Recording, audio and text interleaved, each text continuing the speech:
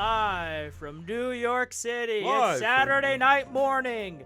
Or I meant Saturday morning live. I fucked it up. Why did I do the Price is Right thing? I don't know if I've ever seen The Price is Right. What? The Price is Wrong. I just sounded like Chris Pratt in that fucking Guardians movie. When he learns that his dad killed his mom. Yeah. that same reaction. Same reaction from Abel. That was pretty good. Hello, everyone. Welcome. I'm just kidding. Yeah. Well, welcome or welcome back to YFA, your weekly or every other week, mostly weekly podcast about nerdy stuff of the week, the good, the bad, and the ugly. Yes. This, Abel, I think, I'd have to double check, but when I looked, this is our 50th episode. Wow, episode 50, let's go! Yes, we have been doing this for 50 episodes. It would be more if we were more consistent, but it's not. Yeah, holidays and family shit gets in the way. But I hey, say gets in the way, but families. We've done 50 of these. We've done 50, yeah. We're pretty That consistent. is crazy. No Will burnout. we do anything special? No. No. You know what it is? It probably will never get any We can't burnout. afford that shit. We can't afford anything. You know... Maybe for the 100th. You know what's funny? I don't think we're ever gonna get burnt out of this. Knock on wood. I mean, like, legitimately, because every news about the gaming universe, movie universe, The gaming universe. and the comic universe. Okay, Jeff Keighley. The gaming universe. The gaming universe. It's always interesting. There's always something new. It's like, and I think it's more interesting to us because we went to college for it. Because we're basement dwelling nerds. And we're basement dwelling nerds, but we have a couch. So are we really basement dwelling if we don't have a couch? We have a couch. We do have a couch. You've seen it in the background. You've seen it in the videos. Yes. In the frame. That is true. I do this isn't like normal basement dwelling where I'm living It's off advanced basement. This is advanced. No. This is middle class basement dwelling. Instead of a poor man's basement dweller. Dude, okay, this is the one thing I do not like about basement dwellers. Now, no offense to anyone who does live in a basement. I don't live in a basement. I actually sleep all the way upstairs. Whoa, wow, fancy guy over here. All my living stuff, though, like my TV, everything I like to do is all down here in my little area.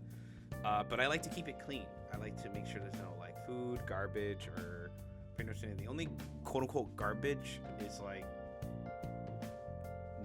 notepads or some fucking PSN cards that I bought or something a while back, and I just haven't had the time to go throw it in the shredder. But mostly my area is clean. Mostly, he says. Mostly. The reason why I say mostly is because most of this fucking shit is covered in cat hair because my cats love it down here. They love the cold.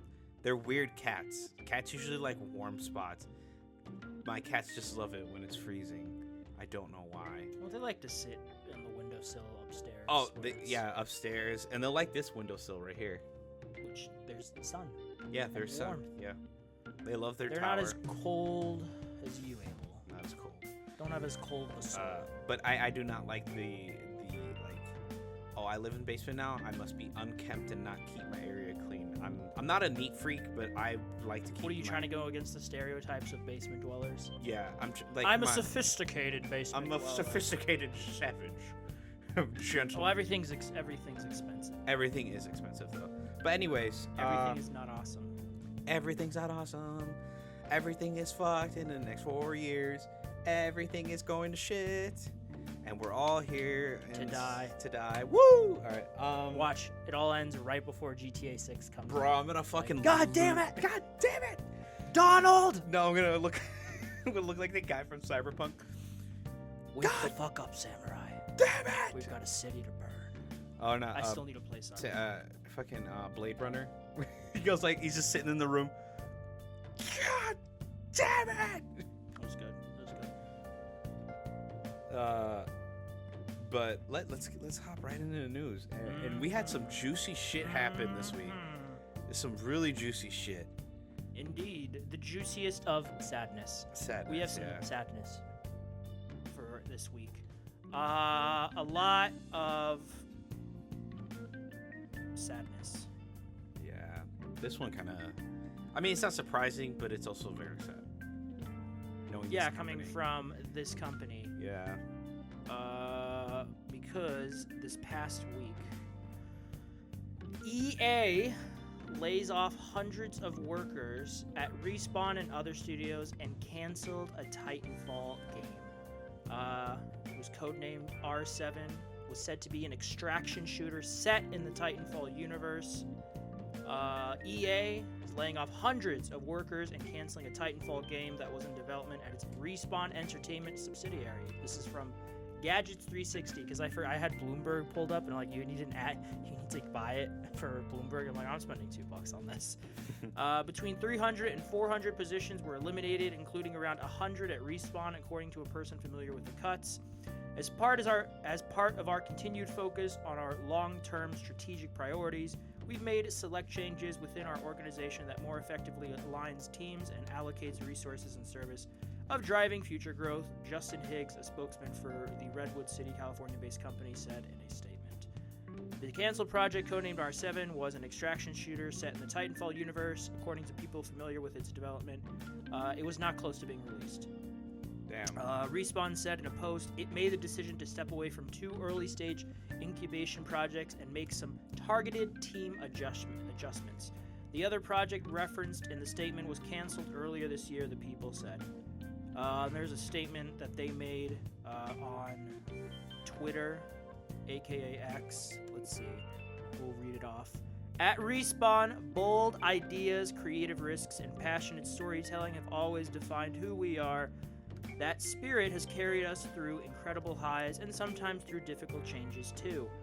As we sharpen our focus for the future, we've made the decisions to step away from 2 early-stage incubation projects and make some targeted team adjustments across Apex Legends and Star Wars Jedi.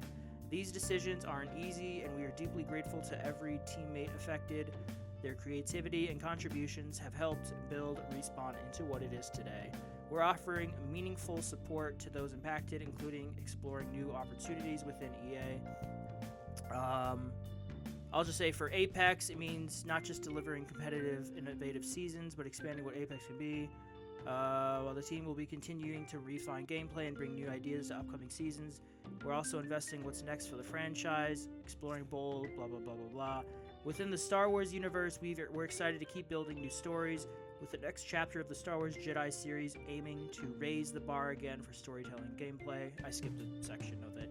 And then it ends with, to everyone who has been a part of our journey, past, present, and future, thank you for making Respawn what it is. We carry your legacy with us into everything we create next. So, the usual PR mumbo jumbo. Yeah. So, unfortunately, some more layoffs. But what else is new? So, after you just listed off of that, Yes. 2 or 3 things, right? Okay, one is speculative. This is pure speculation as to why this was canceled, and the second thing is a story that's kind of sad and fucked up, and then the third thing is not really, I don't know if it is the third thing. I just want to say that just in case I remember anything. But the first thing is, well, everyone knows about Marathon, right? We've already caught up on the story. We talked about a lot about Marathon last episode, but after the open out, well, it's closed alpha. They had an NDA when it first came out, like you can't stream it or have your opinions about it, but you can play it. Yeah. Right, like how me and you did with the Suicide Squad thing, right? Oh, yeah. Good times. Good time, yeah. Jesus Christ, really? They really did not listen to any criticism from that alpha at all. But anyways, at first everyone was like, we barely know anything about this game. Like, why do you want to like have like a closed alpha, like the NDA? Like, what's the whole point of it? And they got a lot of backlash. And then Bungie was like, okay, we'll lift the NDA. They lifted the NDA. Marathon was streamed for like one day. On day one, it was streamed. It had decent like numbers, Twitch-wise, like numbers. But a lot of the reception was kind of like mixed. Like people were like, it looks fun, but like there's like kind of drab, it's kind of flat, no color. But I feel like that's just because it's an alpha. Like I feel like once they get into like full beta, it'll look better. But like I said, very mixed reception, not a lot of interest. Some people genuinely like jumped in, had fun, but then they were like, I'll probably play it on a different day. Like Bungie's whole thing is like getting people to play every day, at least like once out of the day, right? But like some people just only played it for like a day and that's it. And with all that lukewarm reception and all the heat that Bungie got from this like quick turn from looter shooter to extraction shooter, you know, a lot of people are speculating that that's why EA made the decision of like, okay, probably let's not release an extraction shooter. Like let's close that off. You know, bad incubation project. It looks like the gaming community or just community in general that buys our games just isn't, you know, receiving extraction shooters well. So you think that this came maybe somewhat as an avalanche from Marathon? Yeah, I feel like everyone's reception towards Marathon, which has been mixed. I will say it's mixed. It hasn't been flat out negative. It's been mixed. Led to like it didn't give EA reassurance that like people were gonna buy their extraction shooter or even buy any extraction shooter game from any company, because it's like Sure. Bungie's like this up there, even though they have pretty bad reputation releasing games wise Yeah. recently, but the fact that they're still good gameplay wise. Sure. That's the one thing that Marathon has is good gameplay. Yeah. It's just everything else about it. Art style and the storytelling is kind of like only in the cinematic. There's no like real in-game world storytelling. Your characters don't talk. It's very quiet and everything, right? And I guess EA saw that and they like everyone's speculating that that's the reason why they canceled this next new game. Based on the I could see the correlation there. I think there could be something there. Yeah. It did affect. I mean, these layoffs were across all like EA. It's just like Respawn was hit very hard. Yeah. Segueing into that, the second thing that happened, and it's fucked up. So there's a new hero in Apex Legends. Yeah. Brand new hero, brand new Sparrow. I haven't played it. Jack. No, just Sparrow. Ah. Anyways, he's a really well-received character. Everyone loves him. Everyone's excited about him. And, you know, usually how it goes, you know, an artist comes up with a concept, and then the concept goes into, like, the story and background stages. You basically create your character, and, like, you kind of pitch it to the studio, and they'll go, like, yeah, we'll add them as a character. Sure. This one person who created Sparrow His spent, name like... is Jack. I don't know. Just They... keep throwing out Jack. This guy. What do you call it? They spent like I think 3 maybe 4 years making this character and getting it through development, adding animations, Sure. all this other stuff, Yeah. getting a voice actor and everything. Yeah. They were laid off the day after their new character I saw that. release. I saw that. That sucks. That fucking sucks. The video game industry, at least the AAA scene, is just unforgiving. Yeah. I don't know who you have to be a special type of person that still want to work in it. I think it's in the growing pains of what the film industry was in the beginning. Like it's just like there's just people. I mean, it still is to this day, but like there's just people in like suits that just like look at money and don't look at like the artistry. Oh, anymore. 1000%. It's about the money to those a lot, like pretty much all those higher up executives. That's just Actually, how no. it is. No, actually, That's you know what? the downside of capitalism. Yeah, they're both pretty much in the same position right now. They're just owned by suits and not about the artistry anymore. It used to be about the artistry, but now it's just about the money in the suits and how much people can make.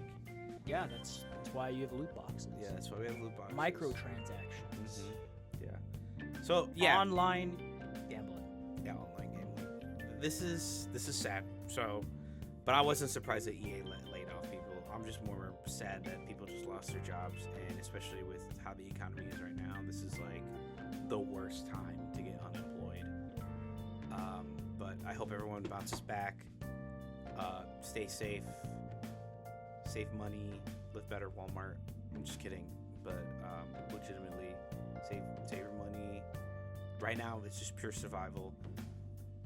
If need be, start selling some things. I know it's gonna be like, but those are my things. I saved up money for them. At this point, you gotta cut losses and you gotta start selling stuff. And it sucks because I remember I had to do that when I was in my old apartment with my mom. We had to sell a bunch of stuff because it was just our thing was just way too big. That's what she said. Haha.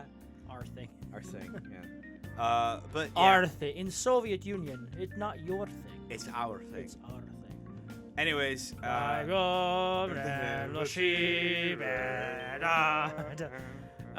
watched Thunderbolts yesterday. And that's a thing. I was going to watch Thunderbolts today, but I had to push it to next week because I wanted to do the podcast today. So next week we're probably not going to do the podcast. Just a heads up. A little segue for everyone to know that next week I'm watching. What are you talking about? We're only here for like an hour and a half. Well, I got other things to do today. Like what? What are you gonna do today? Tell the audience, Abel. Tell the audience. I don't know. What do you mean you don't know? I don't know. I can't remember what we're supposed to do today, but there's something that's supposed to happen today. Anyways. Oh, okay. This guy over here. Xbox sadness. Care to elaborate? Because I thought they were our Prometheus until this happened. What do you mean our Prometheus? They got- gave us fire. Yeah, they gave us Oblivion remastered at Which- $50. You haven't played Haven't played. I really do want to play it. I want to get a physical copy of it. for PlayStation. You're Yeah. not just gonna play it on your PC. No. All right. I also want to get it for PlayStation, but that's because I hate my PC. Yes.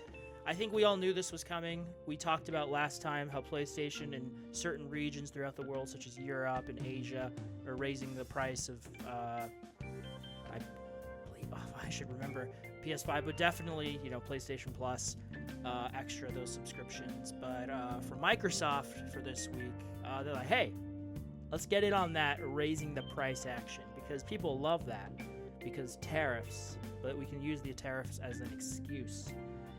I mean, this was probably going to be done either way.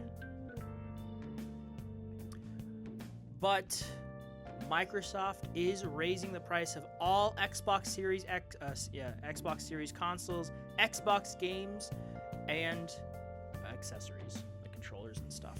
In an announcement today, and today being May 1st, so a few days ago, the company said it will be raising prices on Xbox consoles, controllers, headsets, and some games.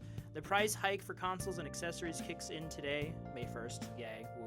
And while game prices will stay the same for now, these changes will be up to $79.99, thank you Nintendo, for new first-party games around the holiday season. Although, let's be honest, a lot of people are just going to fucking use Game Pass.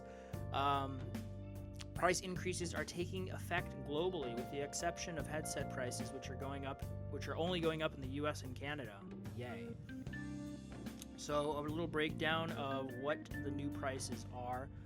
The Xbox Series S went from $300. It is now $379.99. The Xbox Series S, 1 terabyte model, that was the 520 gigabytes model before. The 1 terabyte model went from $349.99 to $429.99. The Xbox Series X Digital Edition went from $449.99 to $549.99. And the Xbox Series X Normal went from $500 to $600. The Xbox Series X 2 terabyte Galaxy Special Edition went from $600 to $730, which is now more expensive than the Pro.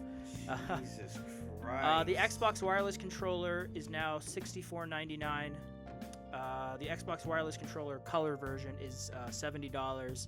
The Xbox Wireless Controller Special Edition is $80. The Xbox Wireless Controller Limited Edition is now $90. The Xbox Elite Wireless Controller Series 2 Core is now $150. The Xbox Elite Wireless Controller Series 2 is now $200. Before it was $180, so that's like $20. The Xbox Stereo headset is now $65. The Xbox Wireless headset went from $110 to $120, so $10 price increase there. And then they obviously released a statement saying, "We understand that these changes are challenging and that they were made with careful consideration given market conditions and the rising cost of development. Looking ahead, we continue to focus on offering more ways to play games across any screen and ensuring value for Xbox players." But yes. And also, holiday season, $80 for select games. We shall see. We shall see. PlayStation's gonna follow suit. There's nothing we can do because now they have an excuse because tariffs and all that kind of shit happening right now. They're like, "Oh, hey man, we got to make money now because it's like these tariffs, man. We're not gonna make enough back, man. Hey, and what sucks is that they try to go free to play. Remember that big free to play like surge that happened in like the early like 2015s to like 2020, and even kind of following into like the pandemic, there was like a bunch of free to play games. Like a lot of them flopped or they're gone now because Flippity flop. Well, I say flop because they just never could pump out content like other free to plays could. Sure. Which is fair, like that happens. But like, I think if they played their cards right and like realized, oh, I can't just say free to play, drop a content and wait 3 months to drop more. Like I need to be consistently dropping news and updates to this game. Like I just can't be sitting on my ass. I think with that, I really wished that we still had that boom, that free to play boom, where there's just a bunch of good, high quality free to play games, and Well, Fragpunk is out. Fragpunk is out. That's free to play. I heard it's really didn't download fun. it yet, but I just put it in my library. Yeah, I heard it's on really PlayStation, fun. So Yeah, I might try that out this week. Yeah. But yeah, this is. I mean, this was gonna happen. So this is just ripping the Band-Aid off. We knew this was gonna happen one way or another. Nintendo opening the floodgates with the $80 price reveal for Mario Kart World. A lot of backlash. Sony doing its thing with PlayStation Plus in all regions, except the US, I think. For now, that will definitely change. I saw our predictions, by the way. I want to just butt in real quick. I saw our predictions again, by the way. We said that the Nintendo Switch 2 will break 15 million copies. It will. It will. It probably will. More than likely. I think that's the thing that everyone's not, like, got their anger towards in the wrong way. They're like, oh, why do people buy the new Switch? I'm like, well, it's not The thing really... will sell out. It's not really that expensive. I mean, it's $450. But, like, yeah, I get it. Which you were wrong about, too. What? Oh, yeah, the price. You said it was going to be $500. I thought it was going to be $500. We're not halfway through the year yet, but you brought up you're losing. Yeah, I know. I saw losing the by predictions. 1. By 3. By 3? Oh, last I checked, I was by 1. No, GTA 6. Oh, GTA 6. Right, yeah. The Last of Us. Needs to be updated, yeah. And what the thing. Switch. Yeah. So, yeah. Fucking god damn it. Anyways, Well, maybe you'll get that Atreus game, Abel. You'll get that Atreus. Watching it announced at the Game Awards. Then it would count. It's not going to. It's not going to at all. We'll get a God of War. There was a rumor. I didn't want to talk about it because I didn't know how credible it was. But there was a rumor that there was going to be a God of War announcement this year in the vein of like a Metroidvania God of War. So like Prince of Persia recently, side scroll? Yeah. Like God of War Betrayal. You remember that? Yeah. I can actually God of see War that. Betrayal 2, baby. Let's well, actually, go. technically, the first God of War and God of War 2 was like a Metroidvania, except you don't backtrack a lot. You don't backtrack at all. Well, no, 2 you do because of the island. You'll go back to areas, loop back around because you need to solve puzzles, like the Perseus. Yeah, sure, but like not in a way that's like the whole like level. not like Arkham Asylum when No, I think about backtracking. In a way that's like very linearly done. Yeah, it's what do you call it? They have like you do loop around at points, but it's on a very set path. Like, yeah, those games are very linear. It's like Metroid Select. Or like God of War 2018. That one you loop back a lot. Yeah, that's Metroid. It's like there's a hub area that leads you to a bunch of other smaller worlds to explore. I say 1 and 2 because like there's a lot of that where you have to like loop back around, come back around. But not 3, Abel. Not 3. No, 3, dude. 3 is a pretty much linear path. Yeah. I think the only Metroidvania part of that is Hades, and that after that you just keep going. I mean that was pretty linear too. Well, no, I mean you have to open the gates to go back around, find Apollo, go back. You don't this go way. back for Apollo. Or not go back for Apollo. You have to go for his bow. For his bow, to burn the brandle in front of the gate of Hades, and then you have to go through, and then you wrap back around, and you find. But is that do you go back, or do you open up a new path when you get the bow of Apollo to get back to the gate? Because maybe I'm misremembering, but I thought you opened up a new path. Yeah, with the bow, you open up like a path that cuts straight through, like a shortcut. Yeah. So I get what you're saying. Yeah. And then you like meet the judges, and then you get the blade. What were we talking about? We're talking about Xbox's thing, and we're just... How do we get to God of War? Because of our predictions, right? Yeah, predictions, and then from predictions, the rumors. Yeah. Well, we might see next week, not next week, next month, because there'll probably be a state of play. There probably is going to be a state of play talking. There's probably not going to be a showcase. I've accepted that. No, There's not gonna be. I don't think they're ever going to do a showcase again. Nope. I hate this timeline. Dude, I hate this timeline. We're gonna see price hikes. We're gonna see all kinds of shit this year, and it's not gonna be fun. More sadness, more defibrillating fucking news, demoralizing news. Oh, yes. Polygon. Polygon. Polygon has been sold. And Mass layoffs. yes. They have been sold. To the devil. No, I'm just kidding. Yes. They were sold to Valnet and hit with mass layoffs. This is from Kotaku. I like their beginning. Their opening line of one of the biggest gaming sites around was just blown up. Yes. The video game website Polygon has been sold to click farm powerhouse Valnet, and much of its masthead has been laid off, Kotaku has learned. The sale was subsequently announced in a press release. Multiple staff members have posted online about losing their jobs or about colleagues now being out of work. I'm no longer with Polygon. If you're hiring, please consider the many talented writers and editors now at the market, posted Polygon co-founder and EIC Chris Plant, with an E at the end. Every one of them deserves a spot on your staff. I won't be talking more about the sale because I wasn't involved. Going to hang out with my kid, taking wins where I can. That's fair. Oh my god, this article. Fuck off, Kotaku. The sale was confirmed in a press release which did not mention the layoffs. The price of the deal was not disclosed. The price of the deal was not disclosed. Sources tell Kotaku that deputy editor Maddie Myers and games editor Zoe Hanna are among those that remain at Polygon. Executive editor Chelsea Stark said the layoffs included over 20 staff. Vox Media did not immediately respond to a request for comment.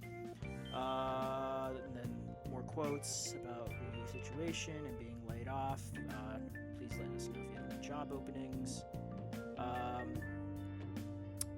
And then they talk about Polygon's history. Of course, they were founded in 2012 under Vox Media. They talk about all the nerdy stuff of the world, like we do, but they're more professional. TVs, comics, board games, movies, video games, blah, blah, blah. And then Valnet is based in Montreal and operates such amazing websites like Screen Rant, Game Rant, Comic Book Resources, and other mass aggregators. The company is run by Hassan Youssef, who got his start in digital media with online porn websites. Insane. The addition of Polygon not only strengthens our editorial muscle, but also amplifies our ability to deliver unmatched value to both audiences and advertisers, Youssef said in a press release today.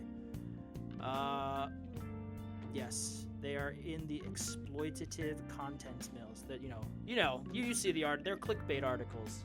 They don't actually offer anything meaningful, but you won't believe what Chris Evans said about Avengers Endgame. Yeah.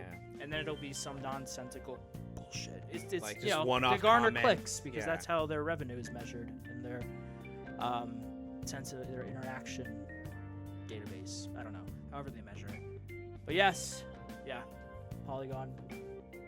It still exists under new management. It will be different.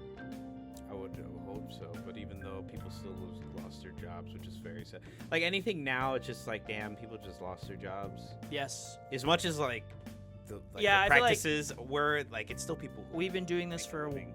50-ish episodes, and it just feels like half of that time has been talking about layoffs. Abel, what if it's our fault? Yeah, What do you cause this? What if we're the butterfly effect? This is the butterfly effect. that causes the gaming industry to crumble. Because we keep talking about it. Yeah, we keep talking about it. Oh man, Jesus. just like Ashton Kutcher in the But- movie The Butterfly Effect. Yeah, the butterfly thing. But things do have a bright side. A lot of the good things happened this week. A lot of good things. What's a lot of good things, Abel? Well, let's start off. We had a state of play for Borderlands 4. Now, mind you, leading up to the state of play, when it was first revealed on that showcase, a lot of people were mixed on Borderlands 4. They're like, the character designs don't look that good, the colors don't pop. It's not as kind of like Finger popping each other's assholes. assholes. Finger popping each other's assholes. No, but there wasn't a lot of color. There wasn't a lot of like the cell shading art style just didn't like pop. It didn't have like that kind of glow it does in like Borderlands 2. Yes. And fair enough. Fair criticisms. All we would hope is that they'd listen and took the criticisms to heart and really kind of what do you call it? Oh Lord. Whew. Sorry, I'm a little sleepy. I haven't had breakfast, but that we would just hope that the developers would take it to heart and really improve the game. And Yes. And some of the concerns like loot drops, gameplay, and like the way you build a character and all that other stuff.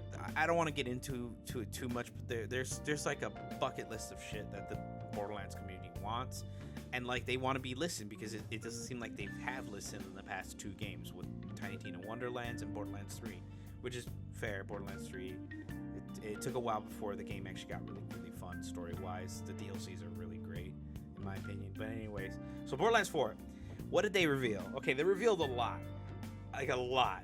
They revealed the Vault Hunters. They're I say new designs with like a grain of salt because it's not really like brand new designs. It's more of like they fixed up the characters because there was like criticisms that the characters didn't have like color. They kind of looked generic and kind of ugly or whatever. But in the trailer, they actually showed off more color. It feels like they upped the saturation a bit so that you can see like the real colors kind of pop and the brightness a little bit up compared to like the first trailer.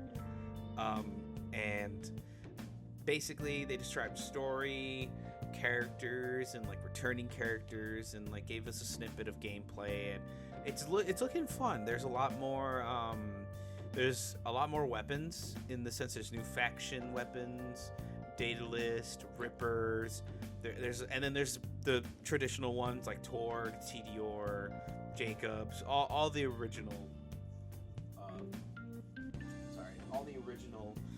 weapon You're not manufacturers, and pretty much it was a slow burn. It started off with all this stuff revealing the story, and everyone's like, okay, cool, and then they're like, oh, here's what the characters and their abilities. It's like, oh, okay, cool. Oh, here's what they look like with the different customizations you can put on them, and everyone's like, oh, okay, and it's looking nice. And then they like revealed, they're like, and we heard you guys' criticism. We're changing the loot pool. They pointed out. They didn't like brush it aside and go like, oh, we listen to your criticisms. And like, you know how some developers kind of like go around the ringer of like what was bad about the previous game. They'll go like, everyone hated this and this Borderlands game or anything, or Yeah. like God of War, or everyone hated this aspect of it, so we changed it. They'll never point it out, but they'll say we listened to criticism and we brought this feature in. So no, they literally were like, so we heard your criticisms of Borderlands 3 and how it made legendary weapons feel not legendary. The fact that they drop like every other instance like as you play the game. Yes. Which is 100% true. If you've ever played Borderlands 3, they drop like I have not. crazy. They drop like crazy after you hit level 50. Before that, they don't drop too often, but after that, they fucking drop like Which Borderlands do you think you've played the most of? 2. 2. To this day. At least 1,000 hours? Past. Really? I Yeah, was joking. My PS3 has most of my hours. I played it a lot, dude. I had all 4 characters max level. Is that your most played PS3 game? Possibly, if I find the account, or if I ever do. It's gone forever. But anyways, Like dust in the wind. like dust in the wind. But no, so with Borderlands 4, they like I said, they're taking a lot of the criticisms that were said, and they look like they are really listening. And the gameplay looks fun, characters look great, the guns look amazing, and they've actually listened to criticism about how weapon rarities now matter. Because back then, like I think in 3, you can still run a green weapon at like max level and like max difficulty, like nothing. But now like you have to have like legendaries or epics to like be at that high end or high level. Like they matter. Like the more like back then, green rarity weapons could drop anything, all the parts on a weapon in Borderlands 3. But now it's like only green can have like 1 or 2 parts. Blue can probably have like 3 to 4 or 5, and then the epic and legendary above will have like all the parts. Like they can all randomize all its parts. Magazine. Oh, that's what I also want to talk about. They're adding features to like weapon drops. So weapons are going to be from a specific manufacturer, but the parts can be from different manufacturers. Because back in the day, Borderlands like 2 just introduced like manufacturer parts that can mix and match. So like Jacobs can have a torque barrel or a TDR barrel or what have you, and it has different stats on it and different things. Same thing with this one, but it's like everything. Elemental switch, barrels, magazines, sights, grips, stocks, body, ammo type. Like it's like all these parts randomized into like practically, I would say maybe close to 1 billion guns. That's what I'm thinking, is that there's like over 1 billion guns in the game. I would hope so. But anyways, gameplay wise, looks fun. Grappling hook, new movement, gliding. It looks like it's all taking place on one planet, so not like 3 where it's like 5-7 planets that you never go back to. And they're also making it easier to farm loot in the sense that like you don't have to like save quit to reload a boss. You just go over to a machine and you respawn the boss and you fight it again, and then if you want to fight it again to get more loot, you just respawn the boss without having to save quit. Because like I said, back in Abel's day, you had to save and quit and reinvite all your friends so you can farm one boss for 3 hours. Now you can just hit a button and then it respawns. You don't have to start a new character. Respawn entertainment. But anyways, yeah, overall, very good reception. Everyone is excited. I'm hyped. There's some people who are still hating, which is like, whatever, dude. At this point, you're just... Bizarro Abel is out there hating. Leba. No, but like legitimately, the people who are hating on the game at this point, it's like, bro, what is wrong with you? They're literally, they've addressed all the bucket list criticisms that have happened in the past 2 games. Tiny Tina's Wonderlands and Borderlands 3. They want a better story, more grounded, less... Did you play Tiny Tina's Wonderland? No, but I saw my friends play it. I didn't like it. I like the build variety. There's a lot of good things that can be taken from both those games. 3 had the best gameplay and gunplay, but same thing with Wonderlands. It didn't have the best gunplay from what I hear, but it had the best build variety. Like you can have so many fucking different builds in that game, and it was so much fun. You don't want to go to Wonderland? No, I don't want to play Wonderlands. It's literally the worst. I don't. I've seen gameplay. I know the gameplay loop. It's literally no fun. No Tiny Tina for Abel. Yeah, it's ridiculous. I don't want to get into that. Well, I trust your word with all this. I didn't watch it. I went online and did a little diving into whatever, Reddits or forums were talking about it. And it seemed the reception seemed pretty positive. I've played like a couple hours of the pre-sequel and that's it, but I do want to play through Borderlands. Objectively the worst. Okay. Oh, Abel. I shouldn't say objectively the worst. So the ranking goes 3 story-wise. The definitive ranking. The definitive ranking is 3. Yeah. 3, 1, pre-sequel, and 2. That is verbatim. So pre-sequel is the second best one? Yeah, it has better story than 1. Not as good gameplay as 2, but it has some of the gameplay attributes of 2. And the build variety, it's just like a lot of like the farming and getting legendaries, and okay. It's just kind of like eh. So 2 is just like peak. Let's see how much it is. What? The first one. The first one? Get the Game of the Year edition for PS5. Oh yeah, that's what I was like. All the DLCs. I have it in my my wish list. Actually, I should get the Game of the Year edition. I should get the Game of the Year edition. I want to replay it now because I want to play Mordecai again. I love Bloodwing. Oh, maybe I didn't put it. I could have sworn I had it in my wish list, but I guess I don't. Let's just look in the store. This guy. But yeah, and it's funny because this is gonna segue into our next topic. Ah, there it is. It's $30 right now. Oh, nice. And to segue into our next topic, because this is pretty funny. $10. I'll pay $10 for it. Right now? No, I meant like when it is $10. Oh, I'm not paying $30 for fucking Borderlands. It comes with all the DLCs in it. It goes on sale. I've seen it on sale before. Okay. I'm just saying. I mean, $30 is pretty Oh, look how cute he is. Yeah, it's just a ball. For Ugh, who's this ugly guy sitting next to me? You're like, wait, what? Yeah, wait a minute. Wait a minute. Wait a goddamn minute. Wait a goddamn minute. No, so to segue into that, they also announced that the game is actually releasing earlier, September 12th, instead of September 20th. 2030. To imagine. Dude, I'd crash out. 2025. They were supposed to release in September 24th, but they did it like a whole 2 weeks. And everyone was speculating that it was GTA 6 that pushed the date because they share the same publisher. And speaking. that's what I'm of saying. GTA, That's why I was gonna segue. And speaking of GTA 6, after this whole debacle, everyone's like, "Oh, that's why GTA 6 is coming out in September. There's no way." Are you sure about that? Yeah, are you sure about that, people? Because they announced, unceremoniously announced. Yeah, I mean, it's Rockstar. It's Rockstar. Unceremoniously announced, "Hey, Next that year. game that you've been wanting to play, next year, May 26, 2026, GTA 6."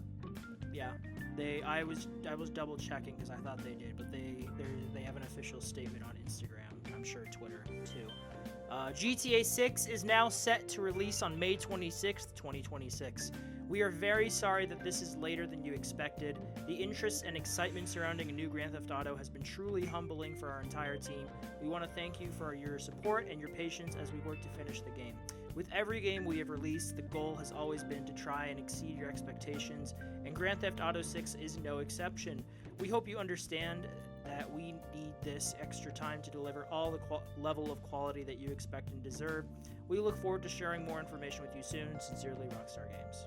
Yeah, that's to be expected. And then Jason Schreier, who you may know from being maybe one of the few, if not only, legitimate games journalists, he talked about it.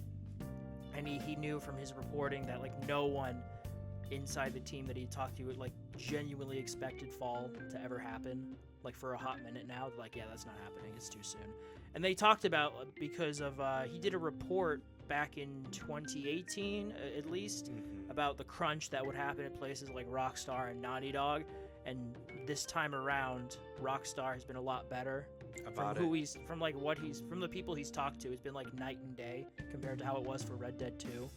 So that's good. I'm fine with that. Red Dead?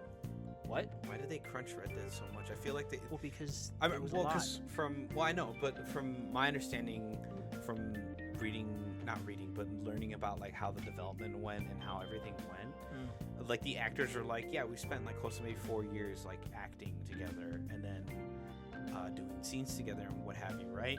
And then they spent a long time on the game is what I'm trying to get at. And yeah, well, I mean, at least that's what say GTA 5 was 2013. This was 2018, so 5 years. I mean, this, the development is a fucking bitch, man. Yeah, I get Joseph, I know Joseph Ferris, it's because he's done movies and then he pivoted to video games, and that's what he does now with Hazelight. And he talks about I thought movies were hard, but video games are a whole other level of, and so, something is intricate and massive and detailed as a Red Dead 2. I mean, that's going to take up a lot of dev time. It's going to be a lot of bugs, a lot of things to fix, a lot of implementations to little features. I mean, the horse balls, man, they shrivel up in the cold. That takes coding. That takes man hours.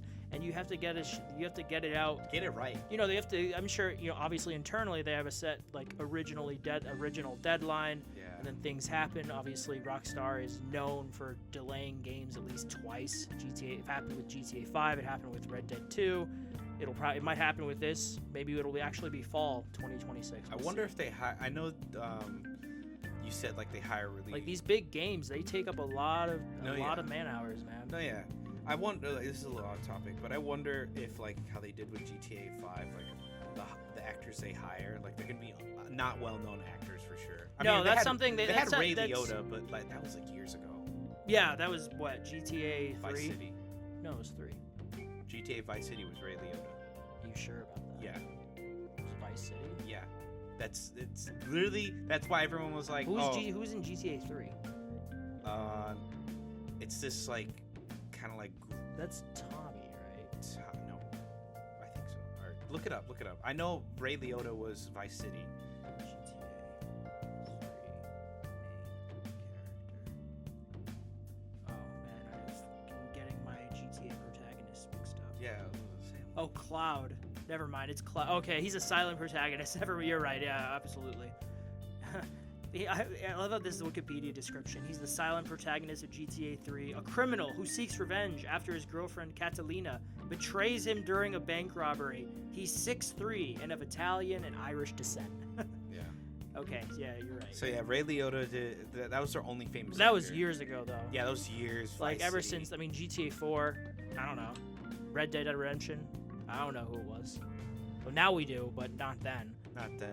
Then like I said, GTA 5 is the same way. I wonder what because GTA 5, what I'm trying to get into is that GTA 5 they actually hired people who lived in the hood who were also actors. And fun fact, you know who plays CJ in San Andreas? He's a cousin of the actor who plays Franklin. Really? Yeah, I didn't know they're that. both cousins. Yeah. Maybe they're cousins in the GTA world. Dude, that's what people were hoping for. It'd be great. Yeah.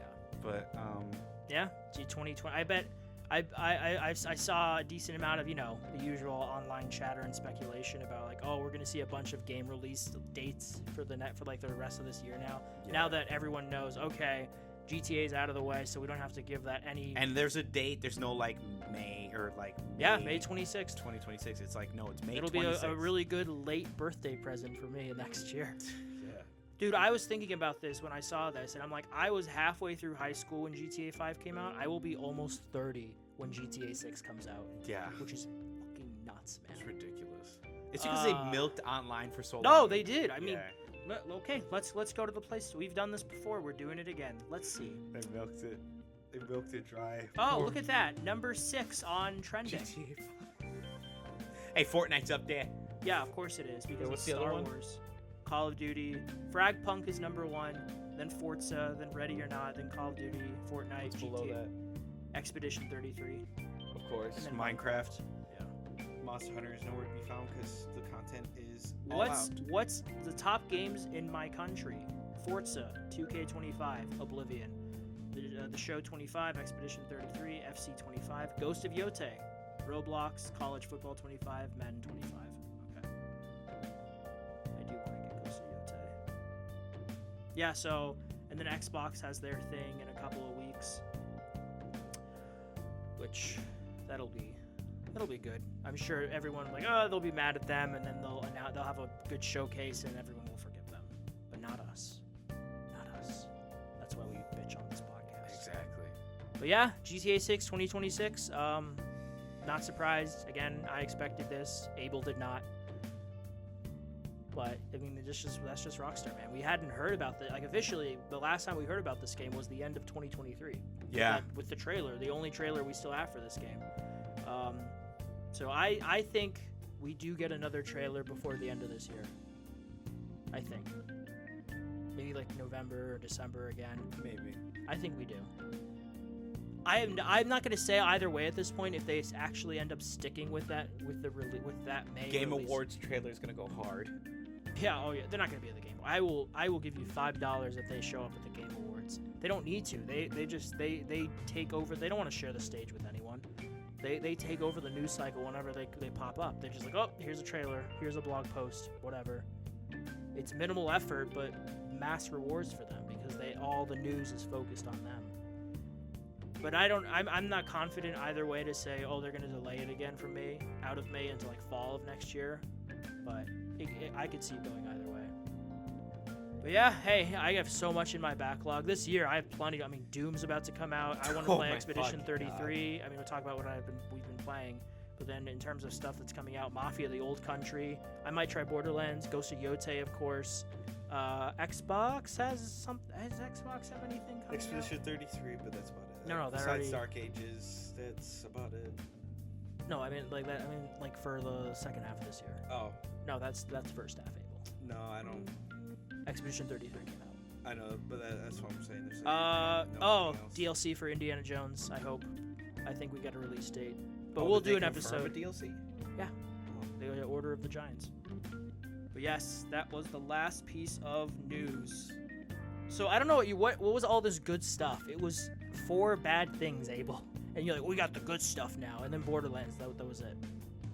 Yeah. Well, This guy over here. Well, this guy. GTA was good news because in the sense that we actually know when it's coming out, and 2, we know that developers are gonna probably ease up and go like, oh, okay, we can release maybe some games before May.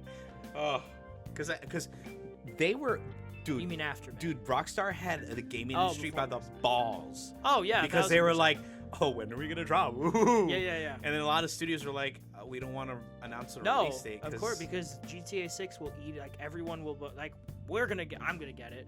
What do you think it's gonna cost? Genuinely, what do you think they're gonna charge for it? 85. That's so specific. 85. I'm gonna say 80. I think now with like they see what like I think the first real test with this $80 price point is Mario Kart, because Mario Kart is a huge IP. They milked Mario Kart 8 for years and they got away with it. If Mario Kart World, like sells as ridiculous as I'm sure Nintendo thinks it will, people have to talk with their wallet. And if it sells as well as it probably will, then they'll look at it and be like, GTA 6 is even bigger. Like, we can get away with this. If Nintendo can get away with this, and then they'll see Xbox this fall as well, with whatever they release this fall. Probably COD. COD could end up costing $80. But if you're on PC or Xbox, you have Game Pass, so they want people on Game Pass. Yep. These are interesting times. I think 80. I've saw someone, and I could totally see this, but them selling online and single player separately from each other. I could totally see them doing that. I mean, they did that with Red Dead, but that was after online came for free when you bought the game, yeah. Red Dead and Grand Theft Auto. Later on, they were like, oh, you can just buy online if you just don't want to play the single player, which is fair. They're going to do that with GTA 6. But it's going to be cheaper because online is for GTA 5 is like $15, and then Red Dead. GTA 5 is also a 12-year-old game. Yeah, and then Red Dead is I think $10. Red Dead 2. That is $10 too much. That is $10 worth it. You get the whole fucking map of Red Dead. There's nothing to do in the online. They don't give me that look, Abel. They did not support that game. Yeah, in the beginning, there's a shit ton of content now, but it's too little, too late. That's the thing. But if you want to play it now, exactly, too little, not nearly on the level of GTA 5. No, yeah, but if you buy it, could have though. Listen. Understand this. It's $10. It's a massive map. You have a bunch of activities you can do. You're level 0. You can just fuck around and goof off. And but it's minimal stuff. It's not like as expansive as GTA 5. Don't give me that look. You know I'm right. No, well, yeah, it's not as expansive. You can buy a fucking mansion on the hill, but you can own a bar. All right, sure. For $10. For $10, you can be a bounty hunter, a tanner. You can be a bar owner. Ooh, a bar owner. You can also be an arms dealer. And they all have different jobs, different ranks, and you can work on those jobs and get different things, passives, abilities, weapons, gear, outfits. I like being a bounty hunter. I don't know. To me, that sounds like the bare minimum. That didn't come out at launch. That's what I'm saying. I'm saying that still sounds like okay. That's even worse because online it was when it launched. But that's the thing. It's $10. It's again. I don't know. You don't think that's worth $10? A whole fucking massive ass map that works with up to 25 to 30 people in a lobby with matchmaking. I'll give it $5. $5? $5. High quality animations. You're selling me the bare minimum. This is all shit you can more or less do in the base game, except yes for the intricate owning those businesses. But that's stuff that should have just been there to begin with. Yeah. But that's what I'm saying. Like, I'm looking at it. You sound like a spokesperson. Like I'm looking at it. I'm looking at it objectively as a person who didn't like. Okay, I played it, but I'm trying to look at it objectively as a person who's never played it, who's never invested time, and looking at it the price tag, and looking at what it brings. How many good multiplayer games are just free? How many good multiplayer games that are just free? Yeah. That are okay. When you're saying good, how are we talking? Like 8 out of 10, 9 out of 10? I mean, it's all subjective, really. All subjective, depending on what you want out of the game. Okay, so let's say I was gonna say Warzone. That has bare minimum content. If you really think about it, it literally is just a battle royale. It is just a battle royale, and that's it. And it's free. Free. That's it. There you go. So you can't argue because it's free. Well, that's what I'm If saying. it was $10, I'm like, hell no. No way, man. No way, Jose. No, yeah, because look at it there. You Again, to me, with You the just Red drop Dead on the thing, map. it's just... and that's it. I feel like all that stuff, if they had planned it out better, or they cared near... Like, even, not even like half as much as they cared about GTA's online, because Red Dead's never been as big, and it never will be as big as GTA, that all that stuff would have been there at launch, you know, instead of being, like, stuff they added later on. That just seems like I agree with you with that. because like you learn from what they did with GTA 5 and all the stuff and events that they added to that game. You just incorporate that, but you know, obviously on a Western setting. And I understand that, but from my perspective, and now having played it a lot, that's a $10 worth experience. That's like $10. $5. I'll give him $5. This guy $5. I say 10. Why are you defending the billion-dollar corporation like this? I'll give him $5. No, I'm not defending. I'm just giving you like those $10. Yeah, that's worth the time and effort I put in. It was nice. That's $10. And you can okay. I'll give you. All right, I will give you if you equate like, because the online general consensus that like for video games $1 is worth an hour. Oh, and you can earn the premium So currency. $10 or $10, 10 hours. Yeah, I'll play for 10. All right. You can earn the premium currency for free too. So if you want like any like the cosmetic stuff. No, I don't give a shit about the cosmetics. I've never cared about cosmetics in a game. I only get cosmetics if like I'll play with whatever. I'm like, oh, is that a better stat? All right, then I'm gonna fucking use it. I've never given a shit about. You don't ever give a shit about the way you look? No, like Fallout. Like okay, I'll give you Fallout 4 as an example. I start up a game. I like how the general face looks. I just use that. I'm looking at his backside most of the time. I don't give a fuck, dude. I don't care how he looks, man. I care about the world and the story and the gameplay. But that's just me, obviously. Joe Schmo over here. Anyways, let's continue to our PWRs. We've been yapping too long. What did you PWR this week? I actually PWR'd a decent amount. As you saw when you came in today, I actually played a lot of Warhammer this week. How much?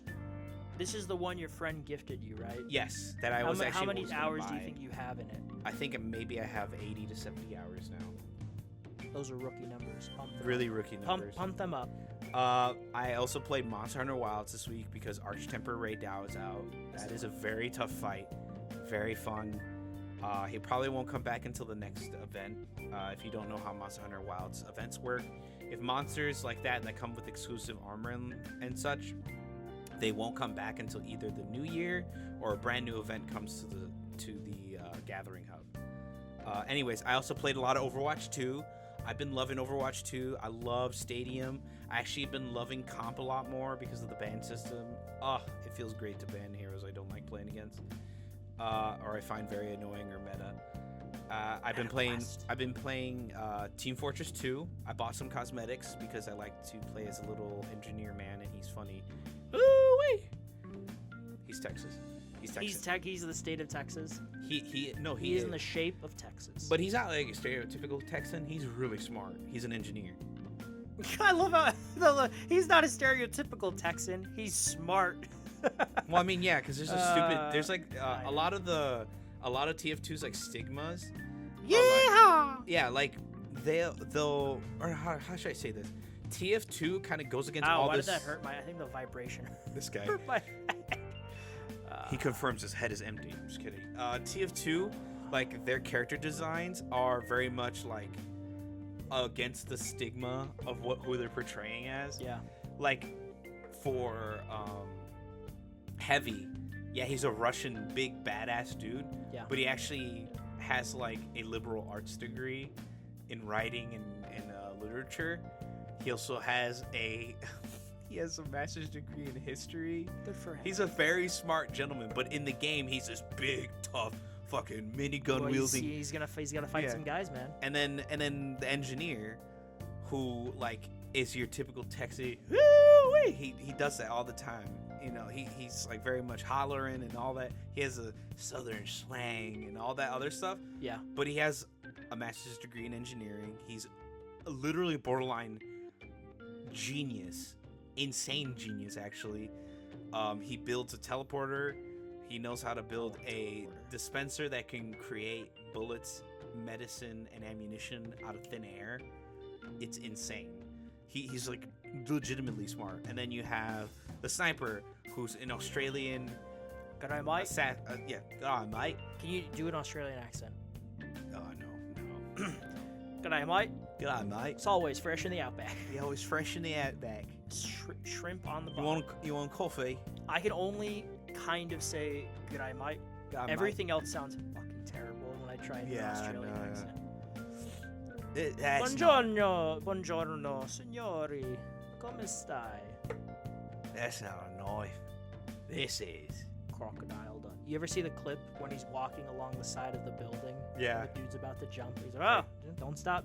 No, don't let me stop you. And the guy's confessing about his love. He's like, oh, yeah. And he's like, oh, I thought he loved me. And he's like, wait, he? And then he's like, he gets pulled down.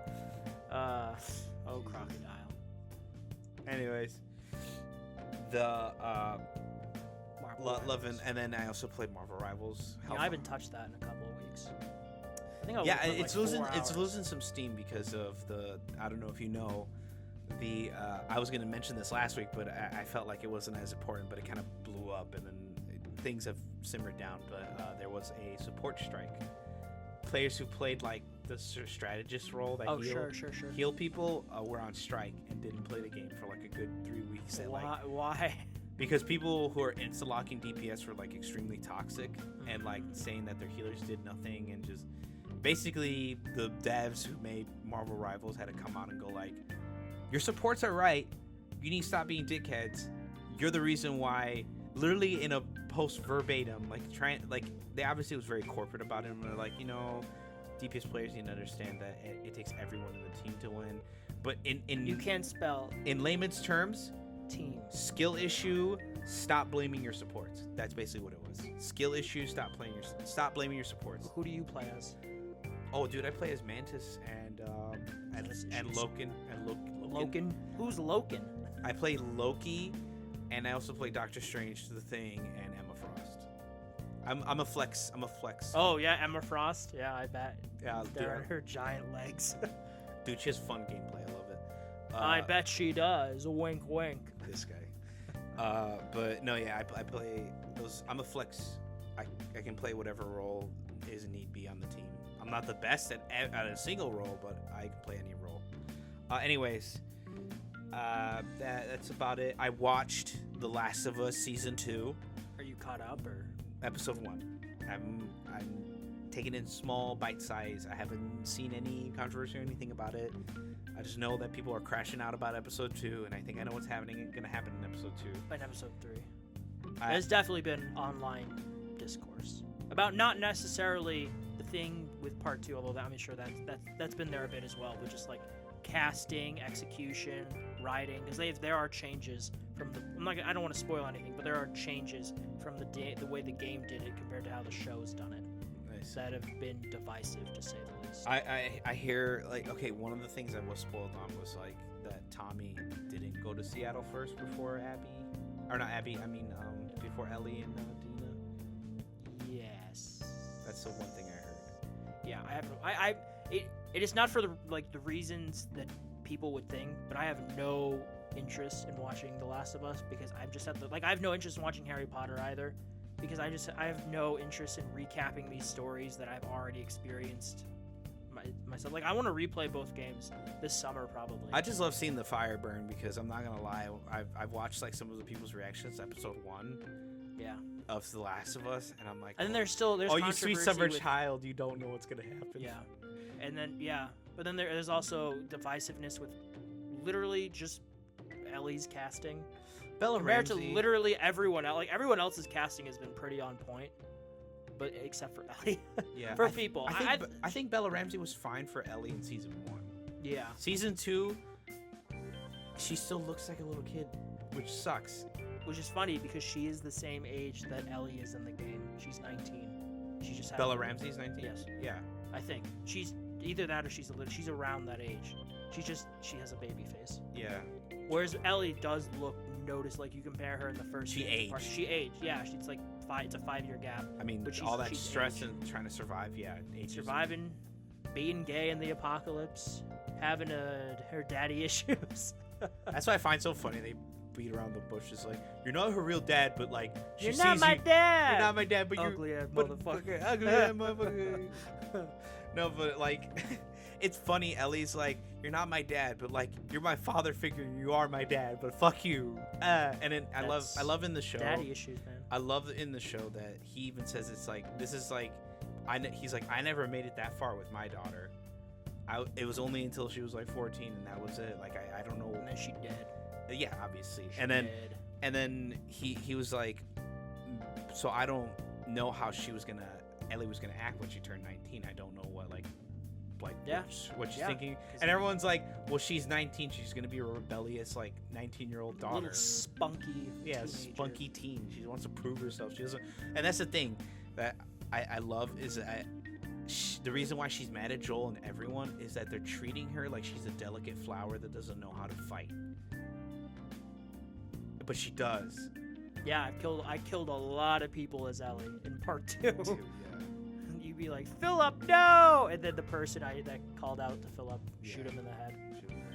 And I think what's funnier is that the first few moments is that where like Jesse goes like, he pulled his punch, because he wanted to let her know, because she's like, because basically she has like a bloody nose, and Jesse was like, he almost took your head off. His casting is great. He was in a he's show great. called Beef. You ever see that Yeah, on yeah, Netflix? Yeah. With what's his face? Invincible. What's the actor's name? He was in The Walking Dead as Glenn.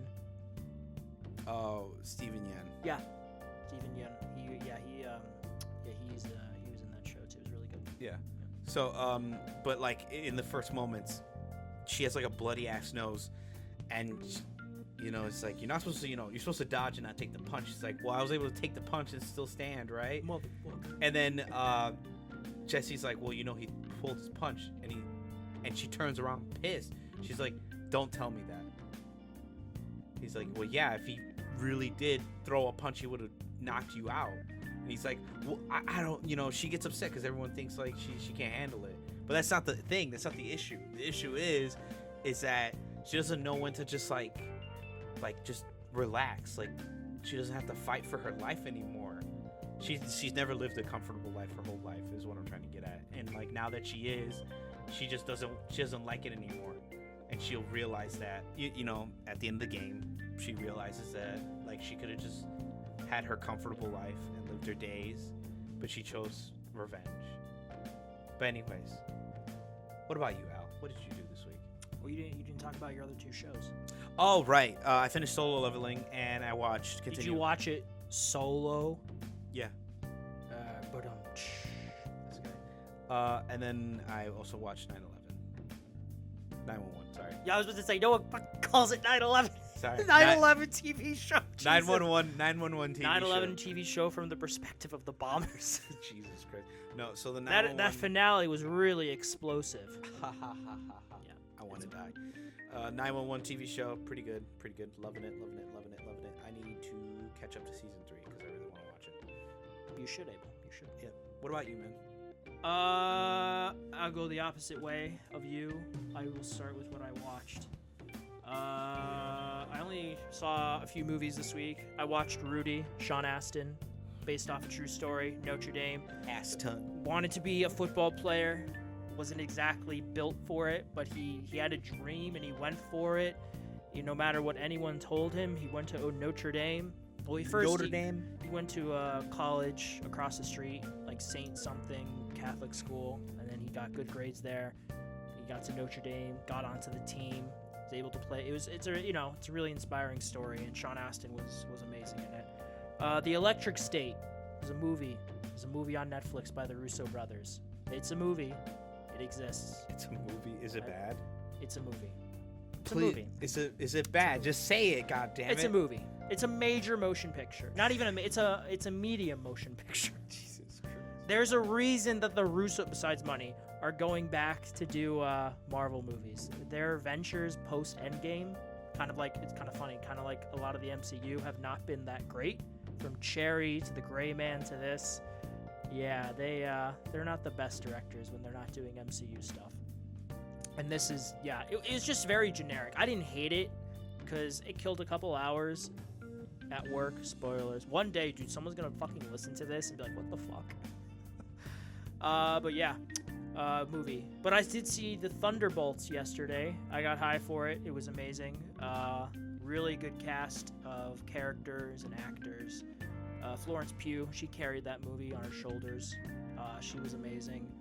The dude, Louis Pullman, I think his name, who plays Bob, that was actually going to be played by Stephen Yeun, but he had to drop out, and I'm kind of glad because Louis Pullman was really good as Sentry in that movie. And really good ending, really, really well done. The way it touched upon emotional issues, mental issues, depression, thoughts of suicide. Really, really tastefully done. It wasn't under, Nice. you know, a lot of the MCU's problems, especially recently, have been undercutting serious moments with jokes. Yeah. This movie did not do that. It handled it The really Thunderbolts. well. The Thunderbolts, yeah, with the asterisk. But yeah, it was really good. Please tell me, because the reason why it's asterisk Thunderbolts because they're turning into the Dark Avengers. The new Avengers. The new. They're not gonna officially. You're not gonna officially rebrand the Avengers and call them the Dark Avengers. That wouldn't go well with marketing. That's fine. They're the new Avengers. Yeah. Spoilers. They become the new Avengers at the end. Post-credit scene. Pretty good. So what did it's a bunch of super soldiers and one Superman. kind of Superman. Yes. Yeah, I that's what I'm won't saying, like, dive into that's it. the new I'll wait, Avengers. I'll wait for you to watch it, and then we can Yeah. talk about it. Okay. What did I play this week? I platinumed Indiana Jones and the Great Circle. I'm gonna say it here, and this is gonna come back to bite me in the ass. But I quote unquote worked from home on Wednesday. I spent 8 hours playing Indiana Jones. 8 hours. 8 hours straight, and then I took a break. I left, and then I came back, and I played another hour, and I platinumed the game. There's a lot of collectibles in that game, but it is an amazing Indiana Jones experience. Troy Baker, really good Harrison Ford impression. Just a good globe-trotting adventure. There's 3 areas that are open world, very reminiscent of something like Dishonored, with that approach to gameplay and level design. Good exploration, fun combat, good story, good villains, just a really, really good Indiana Jones experience. You should play it if you like Indiana Jones. I will play the DLC. I replayed World at War on PC, the campaign. Wait, It's amazing. Call of Duty World at War with like Reznov? Do you know of another World at War? Well, yeah, the one that was made by Sledgehammer. There's no other World at War. You're thinking of Cold War. No, look up Call of Duty World at War. There's another one. From when? Dude, okay, look up Sledgehammer's Call of Duty World at War. Alright. Hammer. Call of Duty.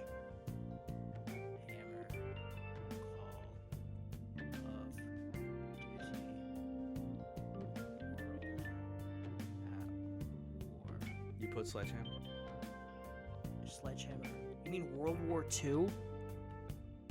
That's the one they made. Yeah. This is literally just called World War II. Wait, let me see. Hold on. Let me see. I can't see it. They made Vanguard, Modern Warfare 3, Advanced Warfare, World War II. Yeah, World War II, yeah. Hey, well, that one's called World War II. I swear to God, like, weird Mandela effect, I thought it was just called World at War. But No. yeah, World at No, War II. there's only ever been one World at War. Okay, nice. All right. No, it's like I said. We've taught him something today, ladies and gentlemen. And I've You played didn't World War teach me II. shit. Yeah, I did. You thought World War II was called World at War. No, it's just Call of Duty WW2. That one's good too. It's pretty decent. That one felt more like a Michael Bay movie. But World at War is a classic, man. Oh, no, I got yeah. this shit to work on PC because Dimitri! because on Shoot the PC sniper on the there's an second issue. floor. Yeah, exactly. Thank you, Gary Oldman. Yeah. If you try changing the resolution, the game just crashes. So you have to go into Task Manager and change a couple of things around. I had to look this up, and that worked. And I used console commands so I could use a controller because I suck with the mouse and keyboard. And it was amazing to experience. It's a great campaign. It took me like 4.5 hours to beat. Keith Sutherland, Gary Oldman, amazing performances. I definitely prefer, I think, the eastern half or the Russian half of the story compared to although I liked using the flamethrower, but I kind of wish I had You had didn't a like storming the beaches of Okinawa? It's not American. Yeah, that was fun too. I don't know, man. Just having Gary Oldman with you and just killing Nazis, man. It just brings a tear to my eye. It's just a beautiful thing. that's all I did Monday. I played World at War, and then after I beat it, I went back to playing Indiana Jones. Just killing Nazis all day, man. It was a beautiful thing. Beautiful thing. But yeah, World at War. What else can I say? It's World at War. South of Midnight I started playing. That's Compulsion's new game on Xbox, PC from this year. Really fun, really good setting. I like kind of a cel-shaded art style. Something kind of looks like something Coraline related, but this takes place in the South. A girl's who lost her mama in a hurricane storm. Mama. She's trying to find her. Yes, thank you, Queen. But in the meantime, she's discovering that she's part of this lineage of people who have this certain power that gives her, abilities. I think it's the Whisper.